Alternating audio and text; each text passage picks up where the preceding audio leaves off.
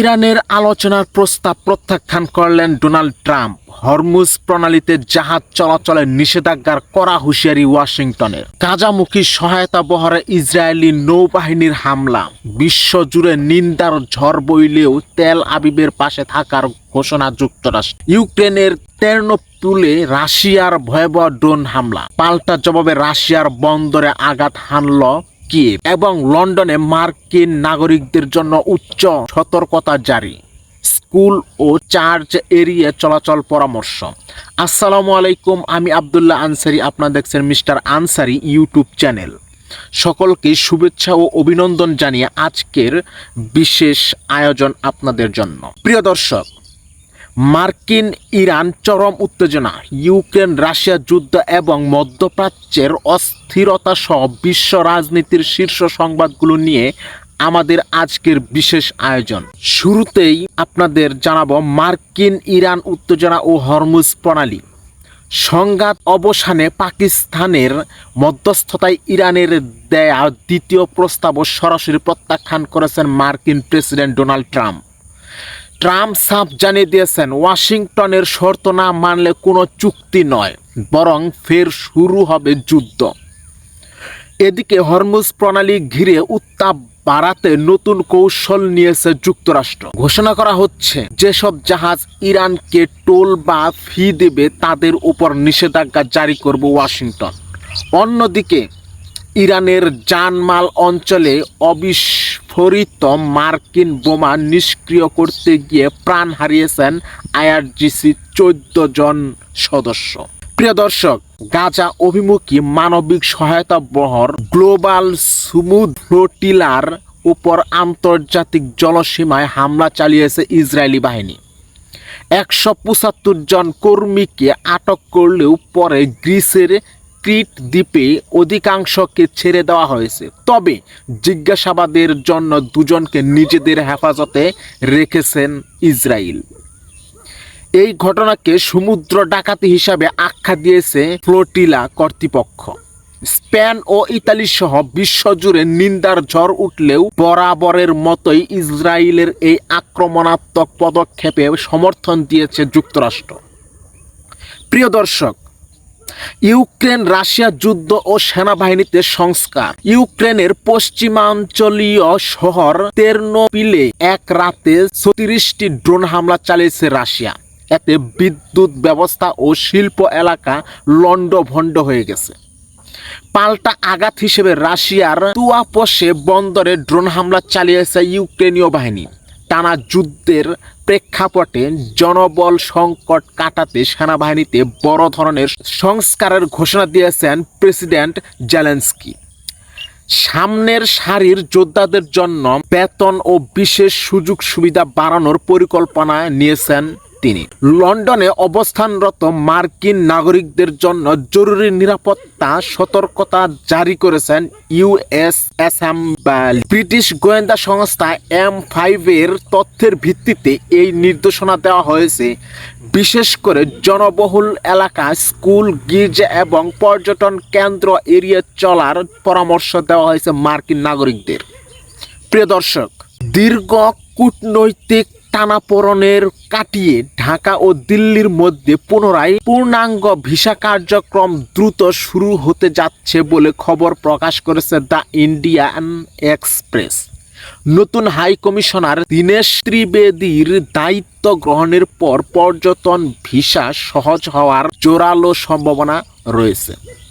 অন্যদিকে ভারতের পশ্চিমবঙ্গের বিধানসভা নির্বাচনের 15টি বুথ আজ পুনরায় ভোট গ্রহণ চলছে। তৃণমূল ও বিজেপির মধ্যে হাড্ডাহাড্ডি লড়াইয়ের আভাস পাওয়া যাচ্ছে। প্রিয় দর্শক, খবর এখনো শেষ হয়নি, আরও গুরুত্বপূর্ণ খবর আপনাদের সম্মুখে হাজির করব। প্রিয় দর্শক, বিবিধ আন্তর্জাতিক সংবাদ। ইতালি টাস্কানি অঞ্চলে ভয়াবহ দাবানলে পুড়ে গেছে 800 হেক্টর বনভূমি। নিরাপদ আশ্রয়ে সরানো হয়েছে 3000 বাসিন্দাকে। মেক্সিকোতে নায়ারিত রাজ্যে এক বাস দুর্ঘটনায় 11 জন নিহত এবং 30 জন আহত হয়েছেন। যুক্তরাজ্যের নতুন জোট। রাশিয়ার সামরিক হুমকি মোকাবেলায় নর্ডিক ও বাল্টিক দেশগুলোকে নিয়ে নতুন শক্তিশালী নৌবাহিনী গঠনের ঘোষণা দিয়েছে ব্রিটেন। প্রিয় দর্শক, পশ্চিমবঙ্গের বিধানসভা নির্বাচনের ফল ঘোষণার আগে শুরু হয়েছে নতুন বিতর্ক। ইভিএমে কারচুপির আশঙ্কায় সশরীরে স্ট্রং রুম পাহারা দিচ্ছেন মুখ্যমন্ত্রী মমতা ব্যানার্জি। বৃষ্টি উপেক্ষা করে বালিগঞ্জের সাখাওয়াত মেমোরিয়াল স্কুলে দীর্ঘ 4 ঘন্টা অবস্থান করেন তৃণমূল নেত্রী। দলীয় কর্মীদের রাত জেগে পাহারা দেওয়ার নির্দেশ দিয়ে তিনি বলেন, সিসিটিভি ফুটেজে কিছু সন্দেহভাজন গতিবিধি দেখা গেছে। অন্যদিকে বিজেপি একে পরাজয়ের ভয় বলে দাবি করেছেন। বালিগঞ্জ এবং ক্ষুদিরাম অনুশীলন কেন্দ্রে দুই পক্ষের অবস্থানে তৈরি হয় ব্যাপক উত্তেজনা। পরিস্থিতি নিয়ন্ত্রণে পুলিশ মোতায়েন করা হয়েছে। প্রিয় দর্শক, ইরান যুক্তরাষ্ট্র উত্তেজনা ও জ্বালানি বাজার আবারও মুখোমুখি। যুক্তরাষ্ট্র এবং ইরান পারমাণবিক শক্তি এবং সামরিক সক্ষমতা নিয়ে ট্রাম্পের দাবির মুখে পাল্টা হুঁশিয়ারি দিয়েছে তেহরান। মার্কিন প্রেসিডেন্ট ডোনাল্ড ট্রাম্প দাবি করেছেন, তেহরান আলোচনার জন্য মরিয়া, কিন্তু ইরানকে কখনোই পারমাণবিক শক্তিধর হতে দেওয়া যাবে না। এদিকে ইরানের সর্বোচ্চ ধর্মীয় নেতা মুজতবা খামেনি পাল্টা হুঁশিয়ারি দিয়ে বলেছেন, হামলা হলে এর যোগ্য জবাব দেওয়া হবে। এই উত্তেজনার মধ্যে বিশ্ব বাজারে অপরিশোধিত তেলের দাম ব্যারেল প্রতি $126 উঠেছিল, যা বর্তমানে $114 আশেপাশে স্থিতিশীল রয়েছে। মার্কিন গোয়েন্দাদের দাবি, ইরান গোপনে তাদের ভূগর্ভস্থ মিসাইল ও ড্রোন সক্ষমতা পুনর্গঠন করছে। প্রিয় দর্শক, বিশেষ সামরিক update. USS Gerald R Ford ও ন্যাটো মহড়া।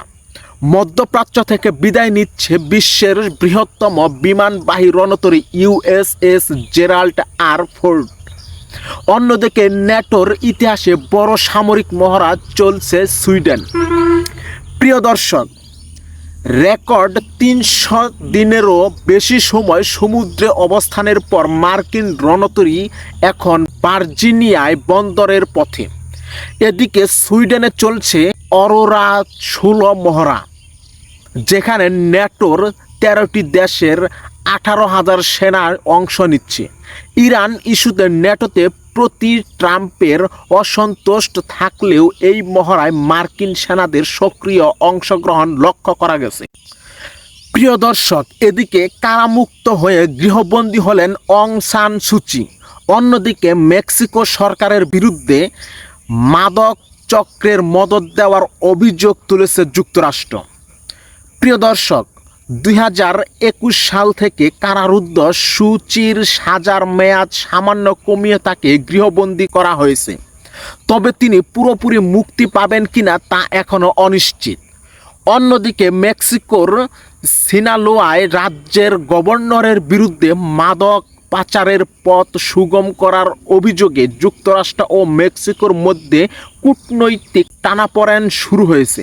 প্রিয় দর্শক, এই ছিল এখনকার মতো সর্বশেষ সংবাদ। আন্তর্জাতিক সব খবরের দ্রুত আপডেট পেতে আমাদের চ্যানেলটি সাবস্ক্রাইব এবং ফেসবুক পেজটি ফলো দিয়ে সাথেই থাকুন।